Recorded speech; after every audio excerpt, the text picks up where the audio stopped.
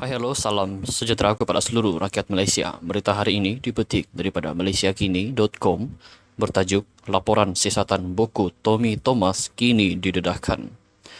Berita penuh, laporan siasatan Putrajaya terhadap buku bekas Peguam Negara Tommy Thomas kini boleh diakses secara terbuka di laman web bahagian hal ehwal undang-undang Jabatan Perdana Menteri. Langkah itu dibuat kira-kira seminggu selepas Perdana Menteri sementara Ismail Sabri Yaakob mengumumkan laporan itu akan dinyah klasifikasi berikutan keputusan yang dibuat Kabinet pada 30 September lalu. Laporan itu tersedia untuk dilihat dalam format PDF, adalah dalam bahasa Inggeris dan mengandungi 225 muka surat. Disember tahun lalu, Kabinet menubuhkan pasukan petugas untuk menyiasat buku Thomas bertajuk My Story, Justice in the Wilderness.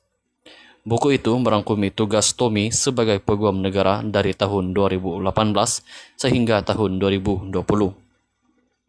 Antara lain, dia membincangkan mengenai pelantikan hakim, dakwaan campur tangan eksekutif dalam badan kehakiman, dan tuntutan pendakwaan terpilih. Pada 30 September lepas, Ismail Sabri Yaakob mengumumkan Kabinet telah mengarahkan agensi penguatkuasaan bertindak mengikut cadangan yang terkandung dalam laporan siasatan.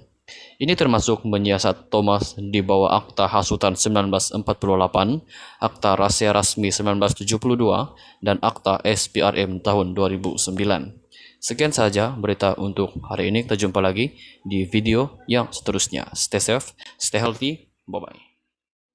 Hai halo, salam sejahtera kepada seluruh rakyat Malaysia. Berita hari ini dipetik daripada malaysiakini.com bertajuk Laporan Siasatan Buku Tommy Thomas kini didedahkan. Berita penuh, laporan siasatan Putrajaya terhadap buku bekas Peguam Negara Tommy Thomas kini boleh diakses secara terbuka di laman web bahagian hal ehwal undang-undang Jabatan Perdana Menteri. Langkah itu dibuat kira-kira seminggu selepas Perdana Menteri sementara Ismail Sabri Yaakob mengumumkan laporan itu akan dinyah klasifikasi berikutan keputusan yang dibuat Kabinet pada 30 September lalu. Laporan itu tersedia untuk dilihat dalam format PDF, adalah dalam bahasa Inggeris dan mengandungi 225 muka surat.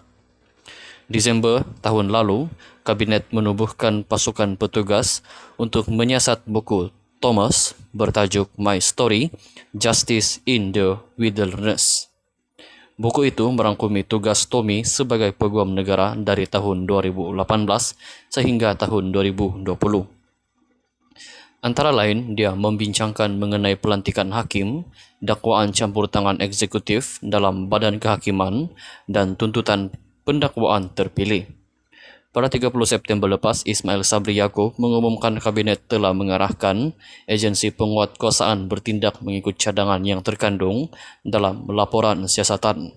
Ini termasuk menyiasat Thomas di bawah Akta Hasutan 1948, Akta Rahsia Rasmi 1972, dan Akta SPRM tahun 2009.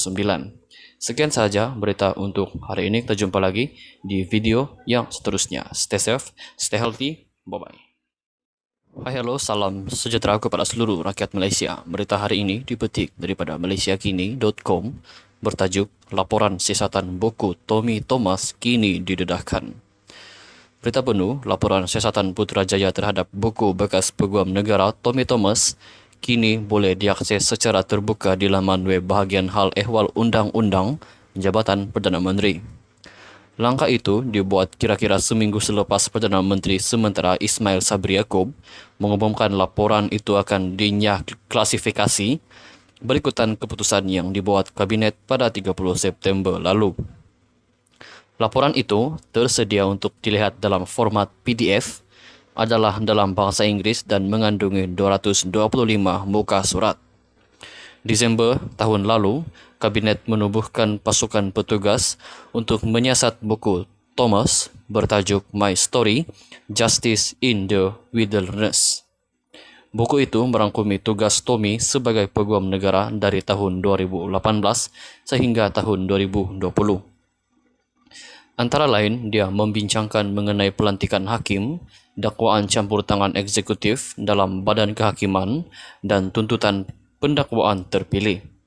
Pada 30 September lepas, Ismail Sabri Yaakob mengumumkan kabinet telah mengarahkan agensi penguatkuasaan bertindak mengikut cadangan yang terkandung dalam laporan siasatan. Ini termasuk menyiasat Thomas di bawah Akta Hasutan 1948, Akta Rahasia Rasmi 1972, dan Akta SPRM tahun 2009.